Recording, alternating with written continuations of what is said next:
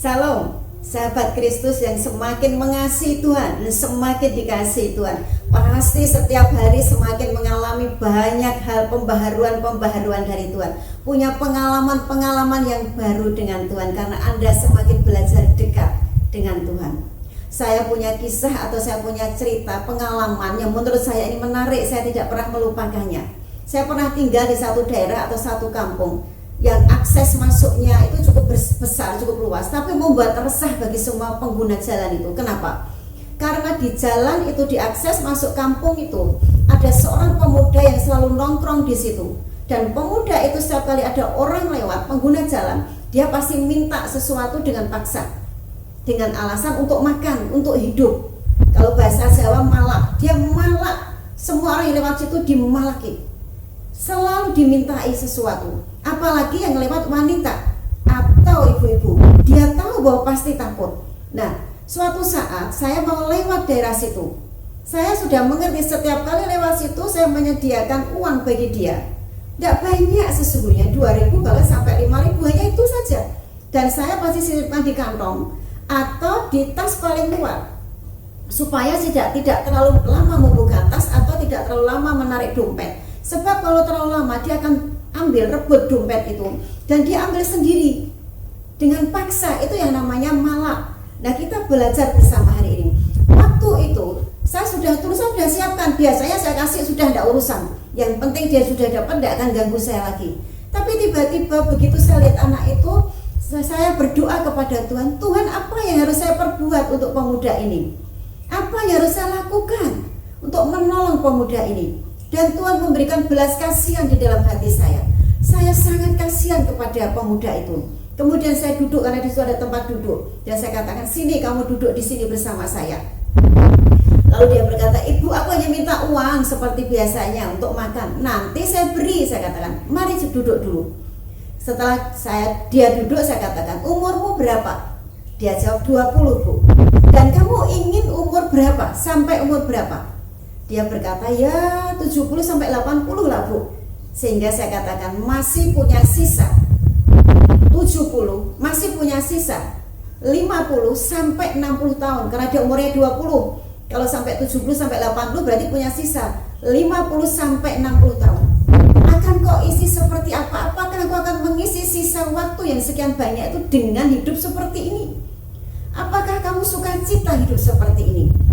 Apakah kamu tidak memikirkan nanti sesudah kamu meninggalkan dunia, apa yang terjadi dalam kehidupanmu?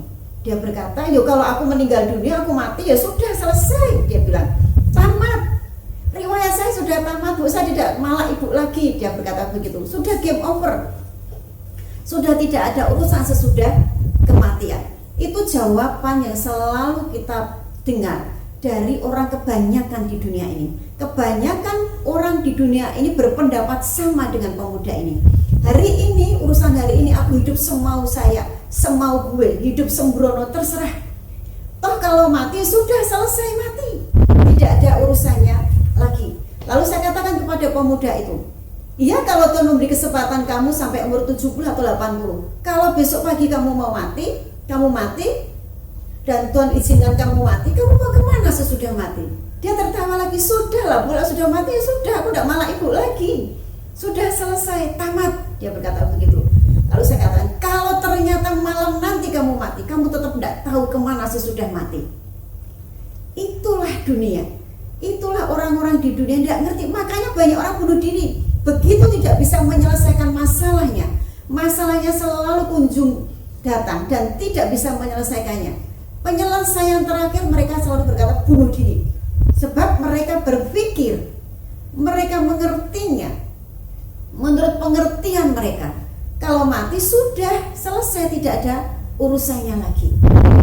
Sahabat yang dikasihi Tuhan, mari kita belajar hari ini bahwa sesungguhnya di balik kematian masih ada hal-hal yang harus kita lakukan lagi. Harus ada hal-hal yang kita pertanggungjawabkan. Jadi harus mengerti kematian itu bukan akhir segalanya. Hari ini kita belajar firman Tuhan, dan saya beri tema 1 kali hidup, 2 kali mati, atau 2 kali hidup, sekali mati. pilihan sahabat. Jadi tema hari ini, 1 kali hidup, 2 kali mati, atau 2 kali hidup, sekali mati. Nah, ini yang perlu kita mengerti. Mana yang kita ambil? Mau sekali hidup 2 kali mati, atau sekali mati 2 kali hidup?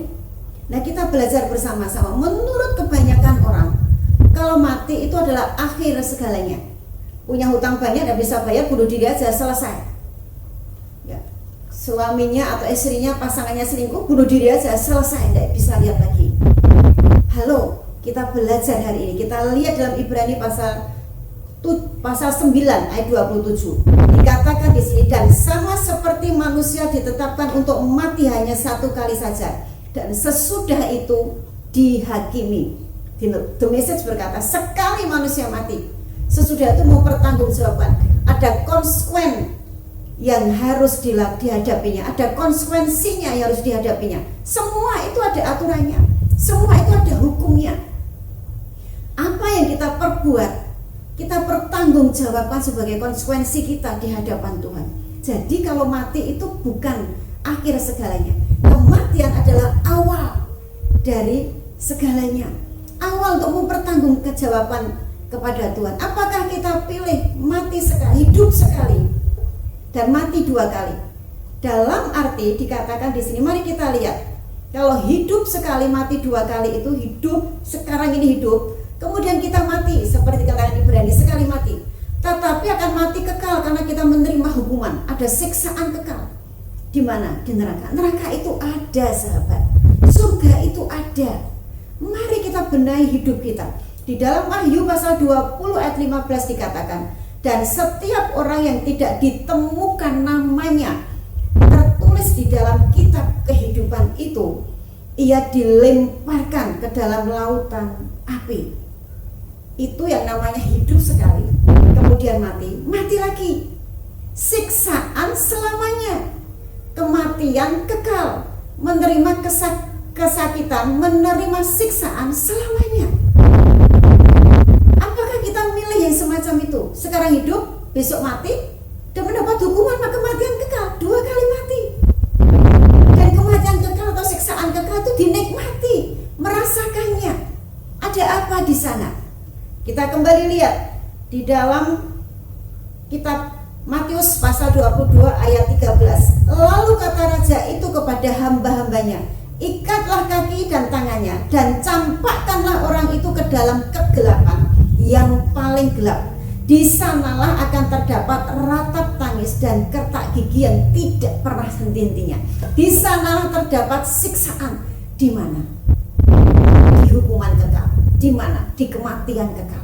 Kalau itu pilihan Anda, kalau itu pilihan kita, sekali hidup di dunia ini, kita sembarangan tidak mengerti apa yang kita lakukan, tidak sama sekali ada takut dan hormatnya kepada Tuhan, tidak melakukan firman Tuhan, kita mendapat kematian. Sesudah kematian ada penghakiman, dan terbukti nama itu, nama kita, nama Anda mungkin tidak ada dalam kitab kehidupan.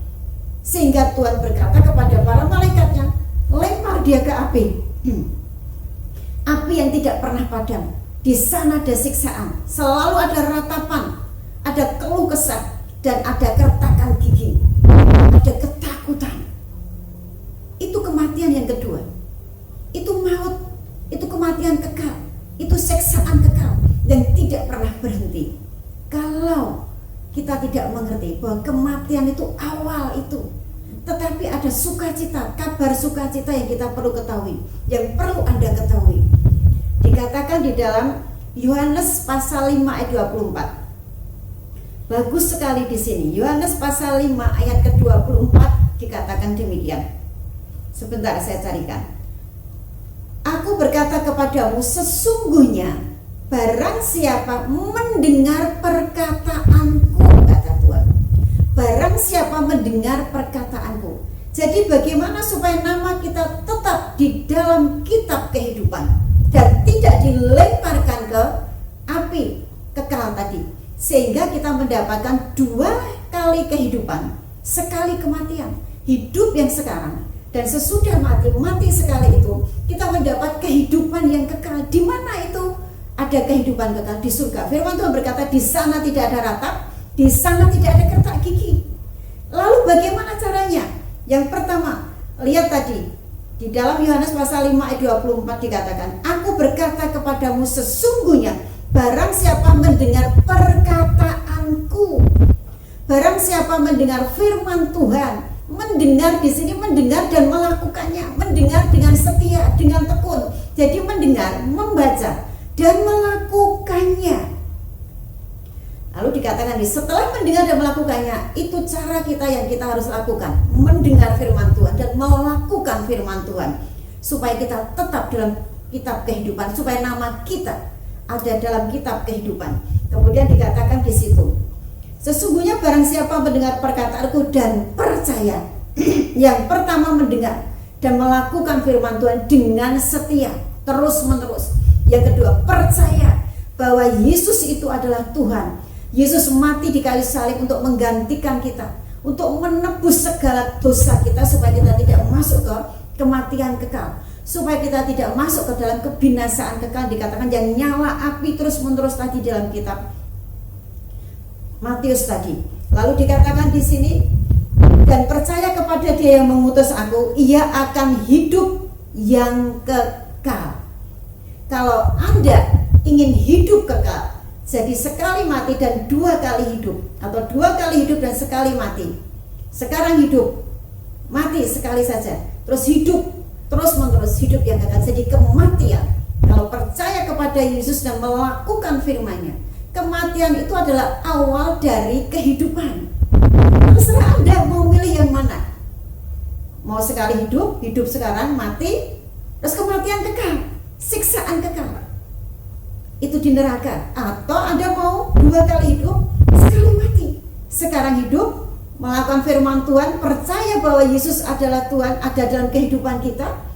Kita mati sekali dan memiliki dan mendapatkan hidup yang kekal. Di sana tidak ada ratapan, di sana tidak ada ratap tangis, di sana tidak ada kertak gigi. Kita lanjutkan di sini.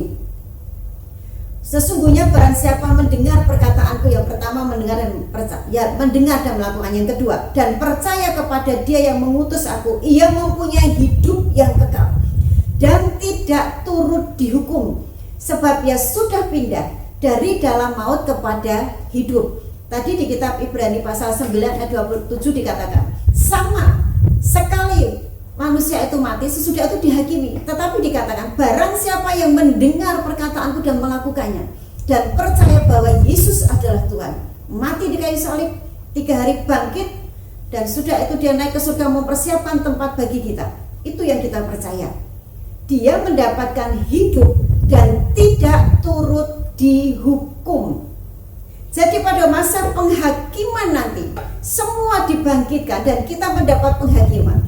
Kalau nama kita terdapat di kitab kehidupan, kita langsung masuk, disuruh masuk ke dalam kehidupan kekal, yaitu kerajaan surga. Tetapi yang dicari di kitab kehidupan tidak ditemukan namanya. Anda mungkin berkata, Bu, namanya mungkin beda. Tuhan mengenal nama kita dari lahir, itu namanya siapa? Tuhan mengenal satu persatu, tidak rombongan. Oh, bapak saya pendeta, tidak menjamin. Yang menjamin adalah Anda percaya Yesus Tuhan dan melakukan segala firman-Nya. Dan dikatakan Dia tidak turut dihukum. Dikatakan sudah pindah dari maut ke dalam hidup. Memang daftar kita dari kitab maut, di kitab kematian kekal. Tapi begitu kita mau percaya dan mendengar perkataannya dan melakukannya, itu sudah langsung dipindah. Ini dihapus, di-typewrite, pindah ke dalam kitab kehidupan, sehingga dikatakan tidak turut dihukum pada masa penghakiman, sudah langsung dibawa ke tempat kehidupan yang kekal. Nah, sekarang pilihan Anda, apakah Anda mau hidup sekali dan mati 2 kali, yaitu hidup ini kemudian mati sekali, mati 2 kali, sekali mati, mati lagi, yaitu masuk siksaan kekal. Atau Anda mau hidup 2 kali dan mati sekali, sekarang hidup, mati sekali, langsung masuk ke dalam kehidupan yang kekal, yaitu kerajaan surga. Itu pilihan kita. Dan dikatakan di sini ayat pasal 21, Wahyu 21 ayat 4 dikatakan, dan Ia akan menghapus segala air mata dari mata mereka, dan maut tidak akan ada lagi. tidak akan ada lagi perkabungan atau ratap tangis atau duka cita, sebab segala sesuatu yang lama itu telah berlalu. Semuanya telah berlalu.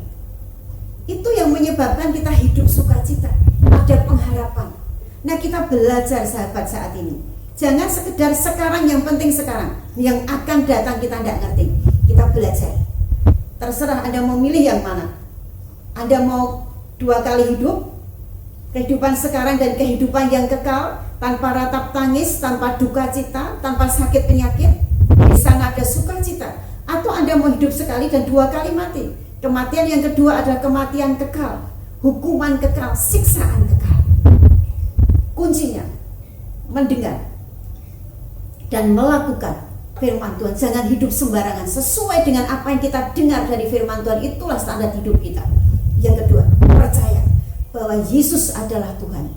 Yesus disalib, dikuburkan 3 hari, merebut nama kita karena kita percaya kepadanya. Saya harap Anda diberkati. Tak ada lembah kelam yang tak ku lewati tanpa hadirmu. Hatiku takkan gentar, sebab ku tahu tanganmu yang menopangku. Tak ada lembah kelam yang tak ku lewati tanpa hadirmu. Hatiku takkan gentar, sebab ku tahu tanganmu yang menopangku.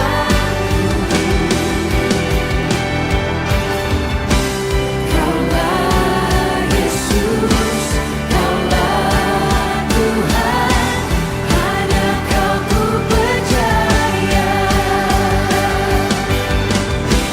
Kaulah Yesus, Kaulah Tuhan, harapan hidupku.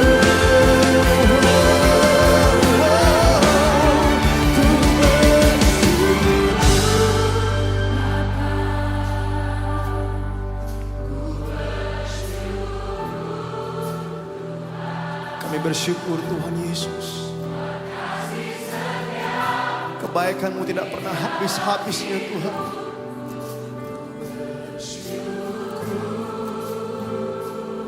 Kami katakan ku bersyukur,